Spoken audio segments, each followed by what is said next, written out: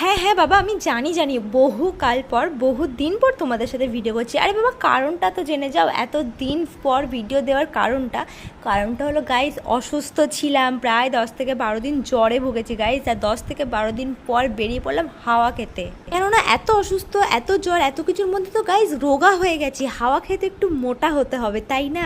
যাই হোক, জোকসা পার্ট, সত্যি অনেক অসুস্থ ছিলাম। তার মধ্যে দিয়ে অনেক দিন পর, প্রায় 10 থেকে 12 দিন পর আজকে একটু বেরিয়েছি। আর তার দুদিন আগেই হয়েছে ঝড়, তো ভাবলাম চলো টাকের থেকে ঘুরে আসি, কি অবস্থা না অবস্থা একটু দেখে আসি, একটু হাওয়াও খেয়ে আসি। অনেক দিন বেরোনো হয় না, অনেক দিন পর বাইরে বেরিয়ে বেশ মনটাও সুন্দর ফুরফুরে হয়ে গেছে, সাথে শরীরটাও অনেক ফিট হয়ে গেছে। কেননা মন ভালো থাকলে দেখবে শরীরটাও অনেকটা ফিট থাকে। খুব তাড়াতাড়ি তোমাদের সাথে আরও অনেক ভিডিও শেয়ার করবো, ছোট্ট ছোট্ট ভিডিও, যেখানেই যাই করি। এবার ভাবছি তোমাদের সাথে সব A to Z সব শেয়ার করবো, যেখানেই যাই না কেন। ভিডিও আমার ক্যামেরা সবসময় অনই থাকবে।